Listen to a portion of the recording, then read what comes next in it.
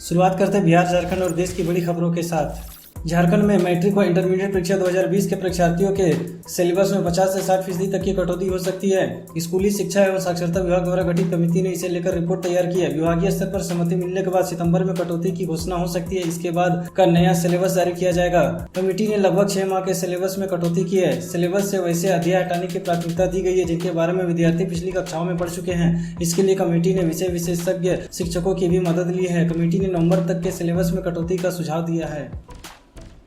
बंगाल की खाड़ी में एक बार फिर लो प्रेशर बन रहा है। मौसम वैज्ञानिकों की माने तो 25 अगस्त को बंगाल की खाड़ी में लो प्रेशर बन रहा है। इसका असर 27 अगस्त तक रह सकता है। मौसम विज्ञान केंद्र रांची के वैज्ञानिकों के अनुसार 26 और 27 अगस्त को राजधानी रांची समेत पूरे झारखंड में बारिश हो सकती है। शनिवार से रविवार की सुबह तक सर्वाधिक करीब 70 मिलीमीटर बारिश दर्ज की गई है।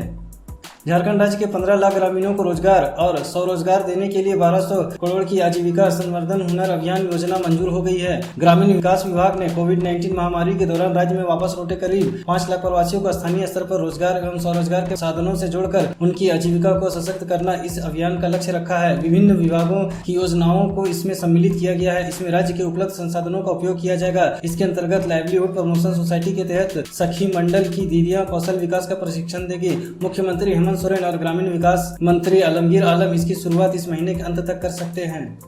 कोविड-19 अस्पताल में शराब पीने के मामले में बड़ी कार्रवाई हुई है। दरअसल मारपीट के आरोप में हिरासत में लिए गए कतरास के संटू गुप्ता ने धनबाद के कोविड-19 सेंट्रल अस्पताल में हथकड़ी लगे हाथों से ही शराब पार्टी की घटना की तस्वीर सोशल मीडिया पर वायरल कर दी। फोटो वायरल होने के बाद कुछ लोगों ने इसकी जानकारी ट्विटर के जरिए मुख्यमंत्री और स्वास्थ्य मंत्री को दिया। सीएम के ट्विटर पर आदेश के बाद डीसी ने मामले की जाँच कराई और एसआई समेत 8 लोगों को सस्पेंड कर दिया गया। शराब पीने और फोटो वायरल करने के आरोपी के खिलाफ मामला दर्ज कर लिया गया है। आरोपी संटू गुप्ता की दूसरी कोरोना जाँच की रिपोर्ट नेगेटिव आई है, जिसके बाद उसे रात में ही जेल भेज दिया गया। सीएम हेमंत सोरेन और उनकी पत्नी कल्पना सोरेन सोमवार को कोविड की टेस्ट कराएंगे। सिविल सर्जन कार्यालय की खास ग्रुप सीएम आवास में दोनों का सैंपल लेगी। मुख्यमंत्री तथा उनकी पत्नी तीसरी बार कोविड की परीक्षण करा रहे हैं। इससे पूर्व मिनिस्टर मिथिलेश ठाकुर और सीएम आवास के कर्मियों के कोरोना संक्रमित पाए जाने के बाद दोनों ने टेस्ट कराई थी। दोनों बार मुख्यमंत्री हेमंत सोरेन और उनकी पत्नी कल्पना सोरेन की टेस्ट रिपोर्ट नेगेटिव आई थी। सोमवार को ही सीएम कार्यालय के वरीय अधिकारियों सहित अन्य कर्मियों की भी टेस्ट होगी।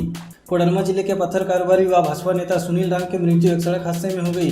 खबरों के मुताबिक झुमरी तलैया बिशनपुर रोड स्थित आवास लौट रहे थे। इसी बीच महेशपुर मोड़ के पास उनकी कार असंतुलित होकर दुर्घटनाग्रस्त हो गई। सुनील खुद गाड़ी चला रहे थे। घटनास्थल से संगीन स्थिति में उन्हें उपचार के लिए झुमरी तलैया के पार्वती नर्सिंग होम में भेजा, लेकिन रास्ते में ही उन्होंने दम तोड़ दिया। झारखंड में कोरोना के मामले रुक नहीं रहे हैं। लगातार मामलों में इजाफा हो रहा है। झामुमो सुप्रीमो शिबू सोरेन और उनकी पत्नी रूपी सोरेन की हालत स्थिर है। दोनों कोरोना पॉजिटिव पाए जाने के बाद से होम क्वारंटीन है। डॉक्टरों की टीम उनकी सेहत पर नजर रखे हुए हैं। झारखंड में कोरोना के कुल मामले बढ़कर 30,178 हो गए। इनमें से 20,136 मरीज ठीक हो चुके हैं और 9,724 एक्टिव केस है। जो नए मरीज मिले हैं उनमें सबसे ज्यादा रांची में 257, पश्चिमी सिंहभूम में 146, गिरिडीह में 83, देवघर में 64, बोकारो में 62 और धनबाद में 46 मरीज मिले हैं। राज्य में कोरोना से अब तक 318 मरीजों की मौत हुई है। बिहार के विधानसभा चुनाव में इस बार सबसे बड़ी मुद्दे शिक्षा और शिक्षक ही बन चुके हैं। ऐसे में नीतीश सरकार के नियोजित शिक्षकों को चुनाव से पहले सेवा शर्त नियमावली और वेतन वृद्धि का उपहार दे दिया है, लेकिन विपक्ष इसे छलावा साबित करने में जुटा है। आरजेडी नेता मनोज झा ने कहा कि राज्य में करीब 1 लाख से अधिक शिक्षकों के नियोजन का कार्य साल भर से अधिक समय से लटका है। शिक्षक अभ्यर्थी मारे फिर रहे हैं। लाखों शिक्षक अभ्यर्थियों को समझ में नहीं आ रहा है कि वो क्या करें। आरजेडी के राज्यसभा सांसद मनोज झा ने ट्वीट कर कहा, बिहार में हमारी सरकार बनेगी तो बड़े पैमाने पर शिक्षकों की बहाली होगी। पीएमओ इंडिया ने ट्वीट करते हुए कहा कि पीएम केयर फंड ट्रस्ट ने बिहार में अस्थायी कोरोना अस्पताल बनाने के लिए फंड जारी करने का फैसला किया है। इस फंड से पटना और मुजफ्फरपुर में 500 बेड के अस्थायी अस्पताल बनाए जाएंगे। इन अस्पतालों को डीआरडीओ द्वारा बनाया जाएगा, जिससे राज्य में कोरोना मरीजों के इलाज की स्थिति और बेहतर होगी। वहीं समान वेतन की मांग को लेकर नर्सों ने आज बिहार के स्वास्थ्य मंत्री मंगल पांडे के आवास के बाहर धरना प्रदर्शन किया।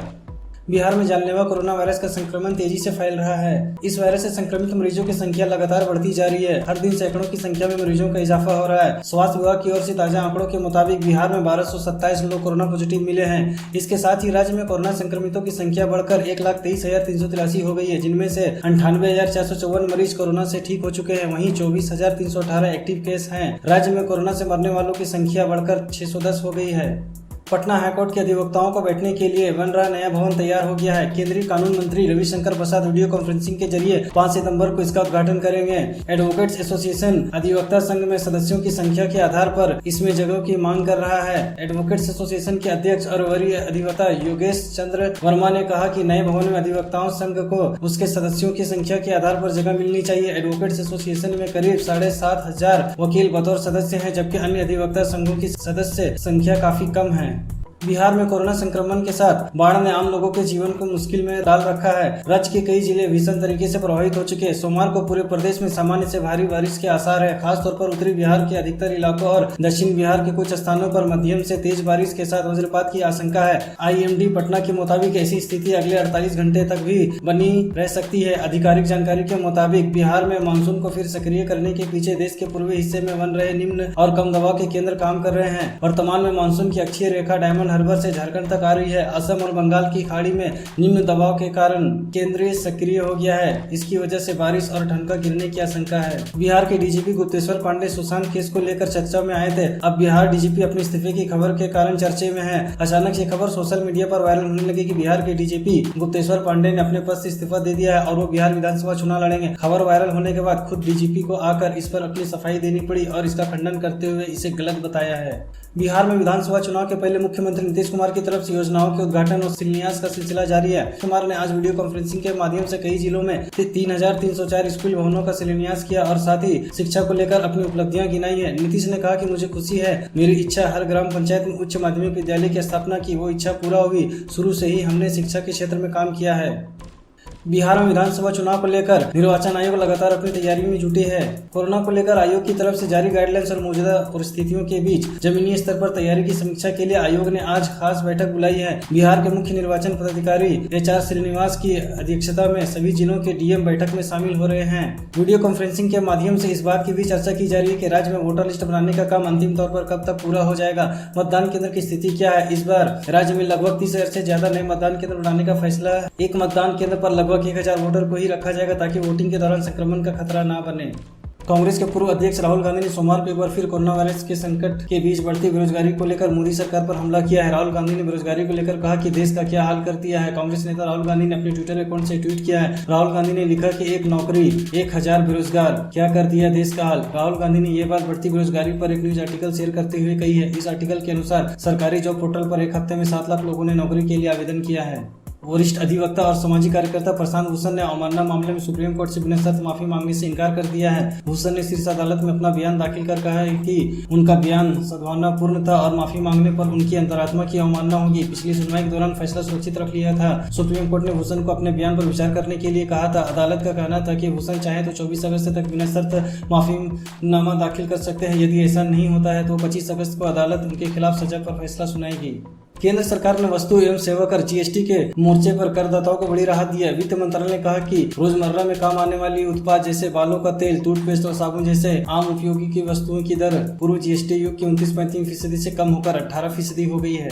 देश में जानलेवा कोरोना वायरस का प्रकोप जारी है और प्रतिदिन मामलों में इजाफा हो रहा है। पिछले 24 घंटे में कोरोना के 61,408 नए मामले सामने आए हैं। वहीं इस महामारी से एक दिन में 836 लोगों की मौत हुई है। सोमवार को केंद्रीय स्वास्थ्य मंत्रालय की ओर से जारी आंकड़ों के मुताबिक देश में कोरोना संक्रमितों की संख्या बढ़कर 31,06,349 हो गई है, जिनमें से 23,38,036 लोग पूरी तरह से स्वस्थ हो गए हैं। अब तक इस महामारी से मरने वालों की संख्या 57,542 हो चुका है। भारत चीन सीमा विवाद के बीच chief of defence staff CDS general Bipin Rawat ने कहा कि लद्दाख में चीनी पीपुल्स लिबरेशन आर्मी PLA के साथ बातचीत से विवाद नहीं सुलझा तो सैन्य विकल्प भी तैयार है। राजनयिक विकल्प और बातचीत से समाधान तलाशने की कोशिशें की जा रही हैं। बिपिन रावत ने आगे कहा कि लद्दाख में चीनी पीपुल्स लिबरेशन आर्मी PLA के आसपास अतिक्रमण रोकने और इस तरह की कोशिशों पर नजर रखने के लिए कहा गया है। ऐसा किसी भी गतिविधि का शांतिपूर्वक हल करने और घुसपैठ को रोकने के लिए सरकारी दृष्टिकोण अपनाया जाता है। सरकार बातचीत से विवाद निपटाना चाहती है, लेकिन अगर LAC पर हालात सामान्य रखने की कोशिशें किसी वजह से कामयाब हो पाए तो रक्षा सेवाएं हमेशा सैन्य विकल्पों के लिए हर समय तैयार रहती है।